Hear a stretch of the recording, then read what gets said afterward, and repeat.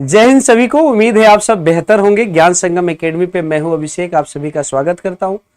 दोस्तों साथियों, BPSC TRE 2.0 में ज्वाइनिंग हो चुकी है और बहुत सारे हमारे शिक्षक साथी जो है इस समय टीचिंग के प्रोफेशन में हैं और सैलरी भी पा रहे हैं, लगातार वो राज्यकर्मी का दर्जा भी पा चुके हैं। लेकिन पटना हाई कोर्ट की एक नई नोटिस है जिसमें दोबारा होगी ओएमआर की जांच। हाँ जी हाँ, आप सही सुन रहे हैं कि बीपीएससी टीआरई 2.0 में ओएमआर की जांच पर एक संशय बरकरार है और इसकी दोबारा जांच के लिए हाईकोर्ट ने आदेश दिया है। और आइए इसके बारे में पूरी जानकारी दूंगा। लेकिन ये बीपीएससी में टीआरई 2.0 में ये ओएमआर की जो जांच होनी है ना, ये पूरी तरह से 6 से 8 वाले सेक्शन में होनी है। 6 से 8, 9 से 10 वाले सेक्शन की बात कर रहा हूं। तो आइए पूरी जानकारी की तरफ चलते हैं। तो आप देख रहे हैं कि पटना हाईकोर्ट ने बीपीएससी द्वारा आयोजित दूसरे चरण की शिक्षक नियुक्ति परीक्षा में कक्षा 6 से लेकर 8वीं तक के ओएमआर सीट को दोबारा जांच करने का आदेश दिया है। यह जानकारी आपके सामने साझा हो रही है। न्यायमूर्ति अंजनी कुमार सरड़ की एकल पीठ ने शबनम कुमारी और अन्य से दायर रीट याचिका पर सुनवाई के बाद अपना फैसला सुनाया।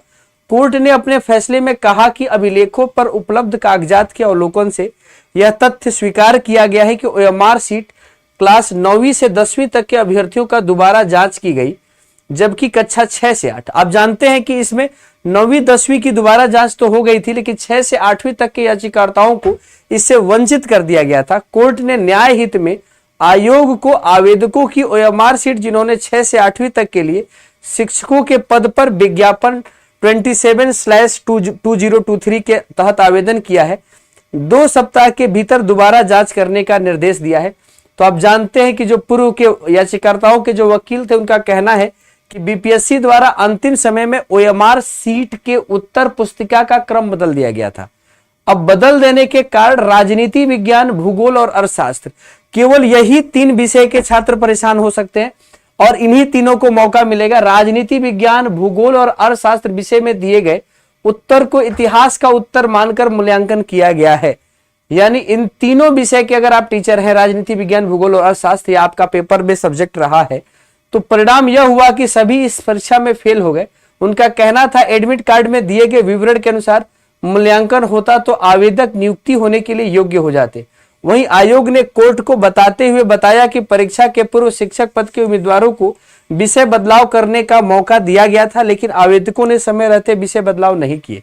देखिए इसमें कहना क्या है, आप जानते हैं कि ज्योग्राफी में या कहते हैं कि सोशल स्टडी में सब्जेक्ट चुनने होते हैं और आपके ग्रेजुएशन के 2 सब्जेक्ट के हिसाब से आपको सब्जेक्ट लेने होते हैं। उसी में से जो सब्जेक्ट के नंबर लेने थे वो अंतिम समय में विषय के जो कोड थे, वही कह रहा है बीपीएससी द्वारा अंतिम समय में ओएमआर सीट के उत्तर पुस्तिका का क्रम बदल दिया गया था, जिस वजह से ये तीनों विषय के जो क्रम है इतिहास वाले क्रम पर आ गए और इतिहास वाले के ही अंक के ओएमआर सीट की एंसर सीट के आधार पर इनकी जांच कर ली गई। तो ये एक बहुत बड़ा फॉल्ट है और इसी संदर्भ में आप देख सकते हैं और न्यूज चैनलों ने भी सेम खबर को कवर किया है कि शिक्षक नियुक्ति परीक्षा की ओएमआर सीट की दोबारा जांच को हाई कोर्ट ने आदेश दिया है। तो जो भी छात्र राजनीति विज्ञान, भूगोल और अर्थशास्त्र से जुड़े हुए हैं उनके लिए एक बेहतरीन मौका है। उनके लिए हाँ, राजनीति विज्ञान, भूगोल और अर्थशास्त्र के लिए बीपीएससी टीआरई 2.0 के आधार पर उनको नौकरी मिलने की पूरी संभावना है। तो कैसी लगी ये जानकारी? इस जानकारी को लेकर मैं ज्ञान संगम एकेडमी पर आप सभी के साथ साझा कर रहा था। अगर ये जानकारी आपको पसंद आई हो तो वीडियो को लाइक कीजिएगा, कमेंट सेक्शन में अपने सुझाव दे सकते हैं, अपने विचार रख सकते हैं। और आप क्या बीपीएससी टीआरई 3.0 की तैयारी कर रहे हैं या 2.0 की? क्या आपको लगता है कि हाई कोर्ट के आदेश के बाद बीपीएससी टीआरई 3.0 में एग्जाम कितने दिन और टलेगा? इसके बारे में आप भी अपने विचार कमेंट सेक्शन में रख सकते हैं। मैं हूं अभिषेक, आप सभी के लिए डेली 3 क्लासेज इस चैनल पर भी दी जा रही हैं। कविराज सर के द्वारा सुबह 10 बजे जीके जीएस, 3 बजे आप जानते हैं रीजनिंग, और रीजनिंग की क्लासेज मुकेंद्र सर लेकर आते हैं, और डेली रात 9 बजे साइंस का तोड़ मैं लेकर आ रहा होता हूं। तो तीनों क्लास आपके लिए जबरदस्त जिंदाबाद होती है। जय हिंद सभी को, थैंक यू सो मच। मस्त रहिए, जबरदस्त रहिए।